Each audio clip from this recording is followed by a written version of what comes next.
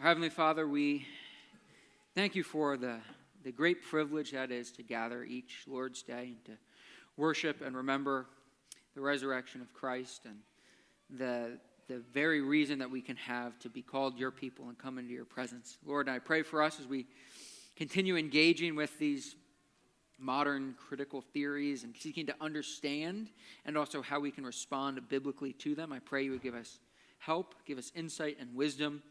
And Lord, I pray that this would help us live faithfully as Christians in our current age. We ask this in the name of Christ. Amen. All right, so we're in week 6 of our series as we've been going through Critical Dilemma. And for some reason, there it goes. My TV just turned off. And so here's where we've been and where we're going. So you can see we've covered 5 so far. So this is kind of the hinge lesson as far as number of weeks go. We're right in the middle. And we're in this kind of 4-block unit, 4 weeks, where we're going over in detail these 4 main pillars of contemporary critical theory that are going to characterize generally any different variation of that, whether it's critical race theory or critical gender studies or post-colonial studies or any of these other ones we've talked about in general. These 4 main pillars are going to be key to understanding it. You need a handout. That's all right. I'm just going to leave the rest there. And so we're going to look at lived experience this time. But by way of introduction, let me tell you a little bit about philosophy. So if you read philosophy or, looked at it all, you'll generally know that there's 3 main branches of philosophy. There's metaphysics, epistemology, and ethics.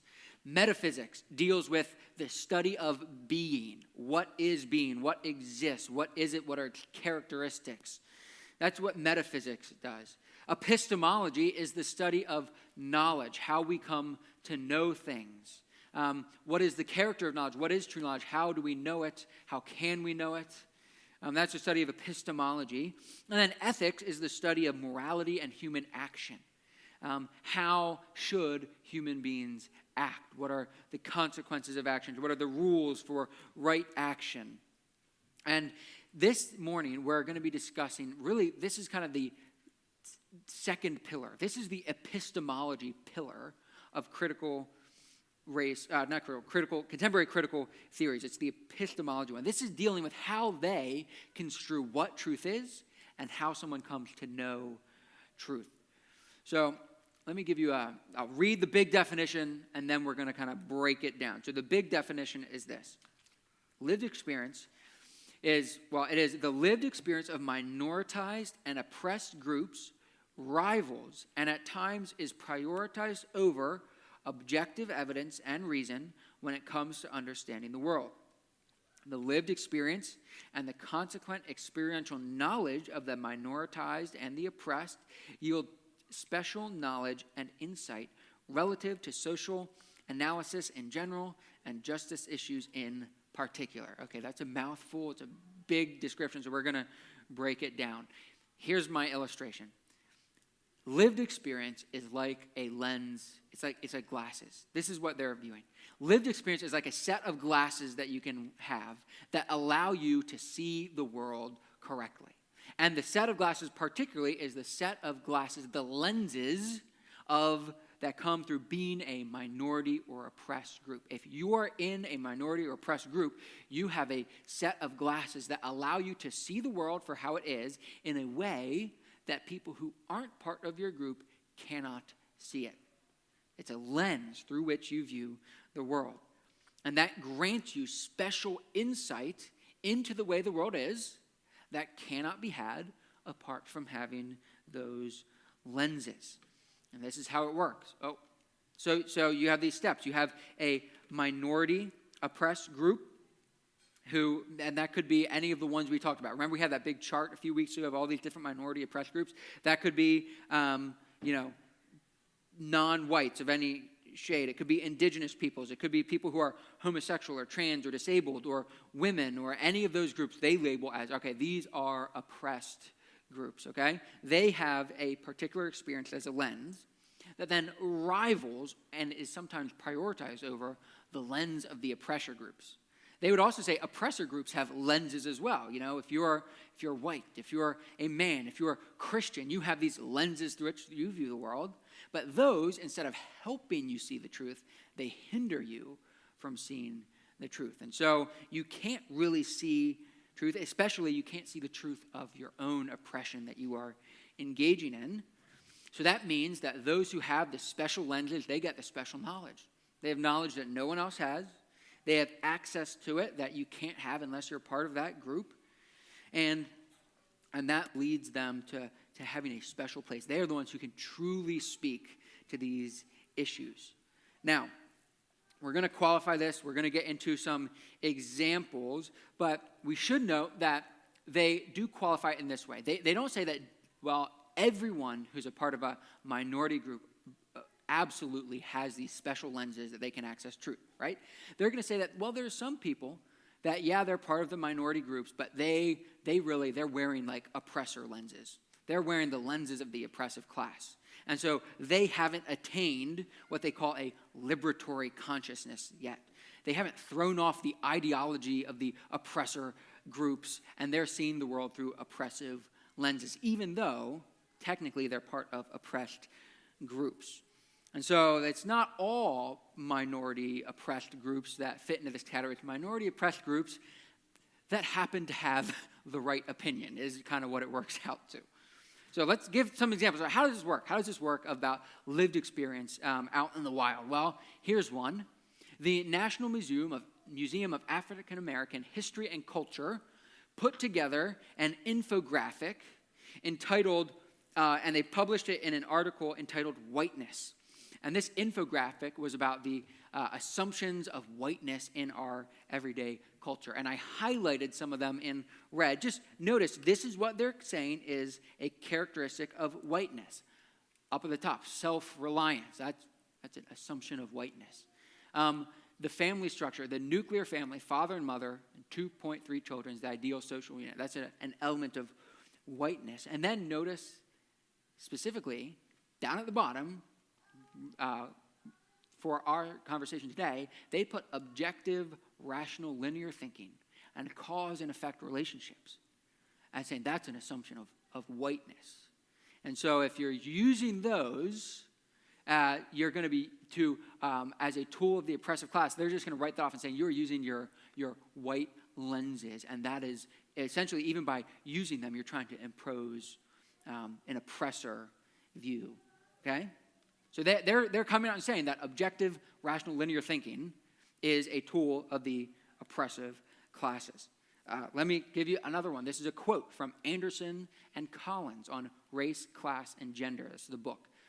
And their quote is this: "The idea that objectivity is best reached only through rational thought is specifically Western and masculine way of thinking, one that we will challenge throughout this book." All right, so they don't tie it necessarily to whiteness, so they just try it to be Western thinking and masculine way of thinking. Now, I kind of feel like you women should be offended right now. Look at what they're saying. Objectivity.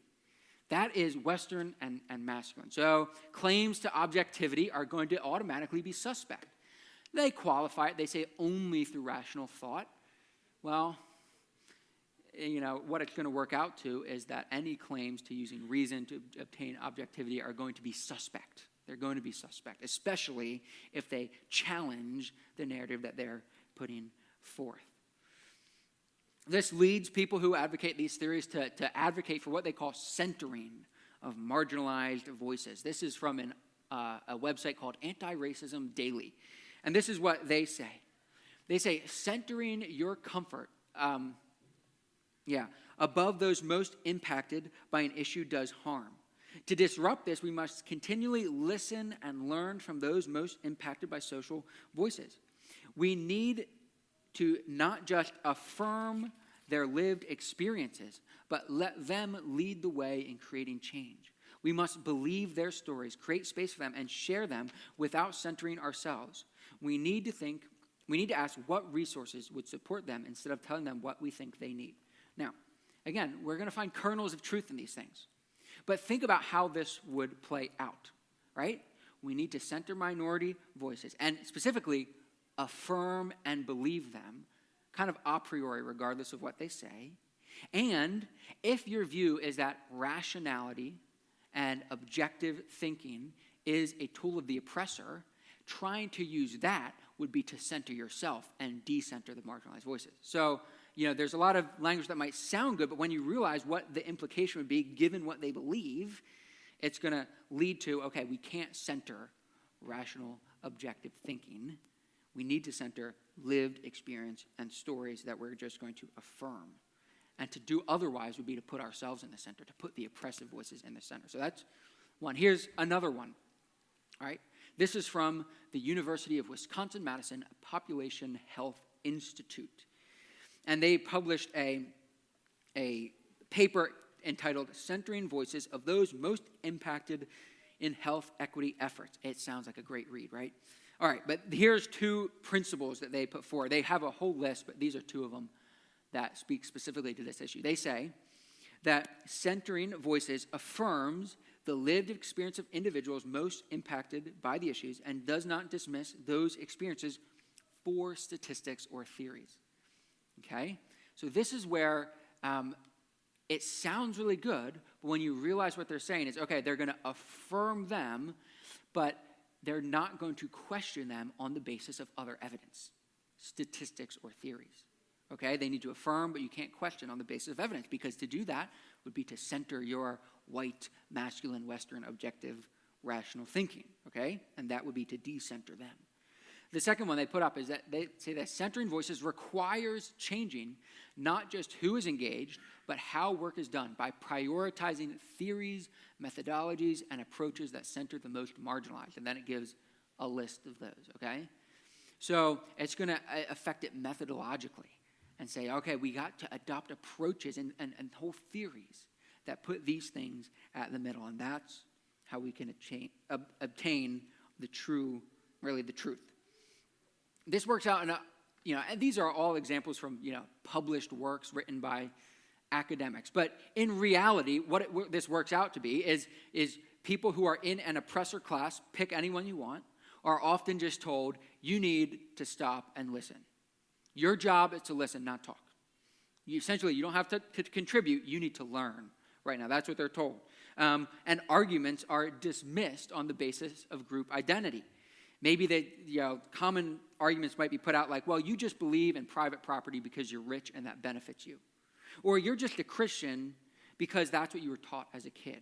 And so we can dismiss your claims of Christianity. Or you think affirmative action is harmful because you're white. And so we can dismiss your concerns about that. And so things are dismissed on the basis of group identity. That's how it works out in the wild. All right, so that's our explanation. What can we say by way of kernels of truth? Kernels of truth. That should be James 1:19. Sorry for that. I think I updated it in your handouts. But there are some kernels of truth to that. One of them is that Christians should be good listeners. Let me pull up for you James 1:19. James says this to Christians. Here we go. Probably something that you all know. He says this, know this, my beloved brothers, let every person be quick to hear, slow to speak, and slow to anger. As Christians, we should be people who listen. We should be ones who listen to others, and we should be ones who are quick to hear and slow to speak. I think the implication being that almost in every circumstance, we should listen before we speak, all right? But notice even in this text, what does it say? It says, let every person be quick to hear, slow to speak, all right? So James doesn't single out, okay, you rich Christians, because James is going to deal a lot with rich and poor tensions in his book, but he doesn't say, all right, you rich Christians, you need to be quick to listen to the poor Christians, but they don't need to be. No, he says let every person. He's given it to the whole church. The whole church needs to be quick to listen. So there's a kernel of truth there. That yes, there's a kernel of truth. We should be listening, and we should hear people and try to come to an understanding of what they have experienced in their lives. Okay? But that shouldn't be controversial. We should also note that experience can aid understanding, right? That is a pretty common truth that I think should be uncontroversial as well. Experience can aid understanding. You can imagine scenarios very easily where someone has a lot of knowledge about something, but because they've never experienced it, they lack a certain understanding of it that you can only gain through experience. Men, we're never going to have the experience of childbirth that the women have, and so we'll never have quite the same experience of it that they have. That does not mean then that we could have no knowledge of it whatsoever, though. But experience can aid understanding, but it could also aid misunderstanding, right? We can also think of examples where someone's experience has led them to make a false judgment. Think of so many people who today judge Christ by an experience they had with a Christian once. They're like, okay, and then they make a judgment about what Christ must be like. That isn't true, because sadly, they had an experience with a Christian, and the Christian was not Christ-like, okay? We can see how, okay, their experience is leading them to make a false judgment and not a true one. So experience can help, it can hurt, but we should be able to affirm, yes, experience can help. All right, so how can we respond to this epistemology of lived experience being the priority as far as gaining true access into the nature of society? Well, a few ways I've put on your thing. First, I think there is some inconsistency here. It's inconsistently applied. And what I mean by this is, as I hinted earlier, it's inconsistently applied that only some members of the minority groups are actually given, priority of place. For example, there are plenty of minority group Christians that are not really given, their voices aren't centered in the discussion. I don't think these critical theorists would want to center the voice of Voddie Baucham on these issues, right? Because he's, though he checks their category, he's black, that's a oppressed class, though he's a man, they wouldn't want to center his voice because he does not give the party line on that. Similarly, there's other ones. Thomas Sowell, black economist, he doesn't toe the party line. He doesn't give the narrative they want to give, and so they're going to write their voices off. Or think of another one. Think of like Johnny Erickson Tata, okay? Disabled woman, she checks a couple boxes. Her actual lived experience is probably, she experiences more, they would label oppression than probably almost anyone else just because of her circumstance, being paralyzed. Yet they're not going to listen to her. Why? Because she's going to tell them, centering her voice would be to center a voice that is going to point to the gospel. And it's not going to give the party line. It's not just going to give the narrative they want to hear. So there's inconsistency, and it's applied. And that inconsistency reveals that they don't really prioritize lived experience because they're appealing to some objective standard by which they say, well, this person's lived experience, we're going to agree with that, and this person's, we're not. Okay? By judging between people who fit in those minority groups, they're appealing to an objective standard, which is what they're trying to dismantle. Okay? So there's inconsistency in this in how they go about it. Second, it just leads to relativism. If you take it as far as they want to take it, the priority of lived experience, well, what it ends up with is relativism. It replaces sola scriptura with sola lived experience. And it really says that you can't understand anything outside your own lived experience. But if each and every person has a different lived experience, then we're all going to have different truth. And that can't be reconciled.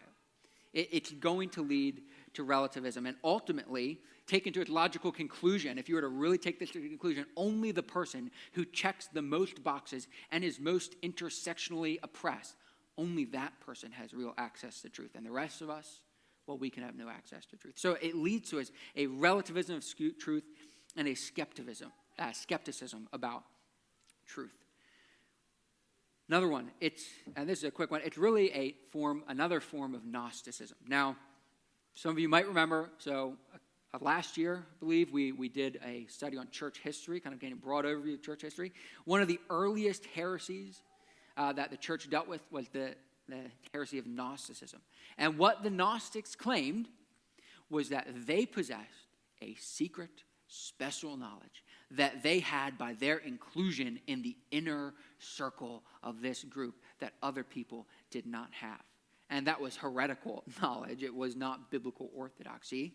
And so really this is just a repackaging of Gnosticism. There's a few who are in the inner circle. They're part of the special group. They have access to the special knowledge. And all the rest of the outsiders, they don't have access to that special knowledge. Okay, so it's really a repackaging of the same form of idea that truth is only accessible to some and not others. And then lastly, and I want to take a little more time on this one, Philip brought up last week, it's applicable to many of these points. There's the error of Bulverism. And I want to take time and explain this. This is a term coined by C.S. Lewis in one of his articles by that name, Bulverism. If you have his collection of essays, God in the Dock, it's a part of that. I highly recommend it. You can find it online for free. Wonderful essay. And in this essay, Lewis explains what he sees happening more and more among people of his day. And he wrote this like back in the 40s. It's even more prevalent now. And Bulverism is when people explain away arguments on the basis of irrelevant factors. They often begin with the phrase, well, you just say that because. And they try to psychologize what someone is saying in a way that allows them to dismiss it without ever dealing with whether what they were saying was true or false. Right? Let me give you some examples. You could say, well, you just believe that, insert whatever belief you want, because you're a man, because you're white, because you're a Christian.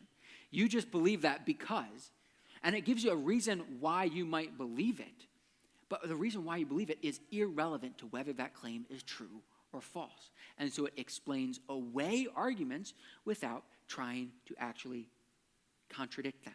And it's very convenient. It allows you can explain away anything. You can just dismiss any old argument we want, any fact, any evidence you want at all. It's a wonderful magic wand, but it's totally irrelevant to the truth of the matter. And this is really, they get this because this has been practiced by many throughout history. Two examples, two key figures that we've looked at before are Marx and Freud. Marx and Freud both kind of engaged in this. Karl Marx did this with the bourgeoisie. And how he engaged with the middle class, what he called the bourgeoisie, is he said, well, they hold their beliefs in private property, in the rule of law, and things like that because they're a member of that economic class. And therefore, we can dismiss all of their beliefs. They only hold them because they're a member of that class. And so he just dismissed them and didn't engage with the truth of those beliefs at all. That's what Marx did. Freud did the same thing. He just psychologized beliefs and said, well, people hold to beliefs because they have some psychological thing in their past that leads them to do this. For example, he might say of Christians, I don't know if Freud actually said this, but he might say, well, you just believe in heaven and life after death because that comforts you, right? Now, it might be true that belief, in fact, it should be true that belief in life after death and in heaven should comfort us.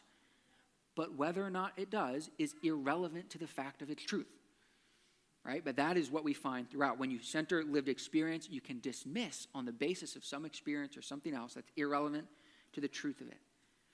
And when we go down this route, reason dies, and there's no real way to engage meaningfully and come to a resolution, right? Unless you can engage with someone on the basis of the truth of what they're saying, you cannot come to a resolution. You can't move past conflicts. This is why I think it's such a danger, is because this essentially makes conflicts impassable, except for, giving up. It turns conflicts, it ramps them up. There's no way to move past and look for a truth that transcends our common experiences. All right, so last, I want to close with this.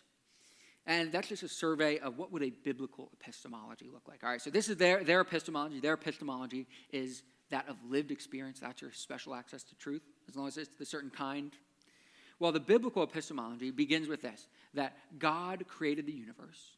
Everything that exists is a creation of God, and therefore, it reveals something about God. So it says that there is a truth to be known, that truth is based in God's character. In fact, God is truth, and that everything that exists is going to reveal that. So there's inherent meaning and truth bound into creation.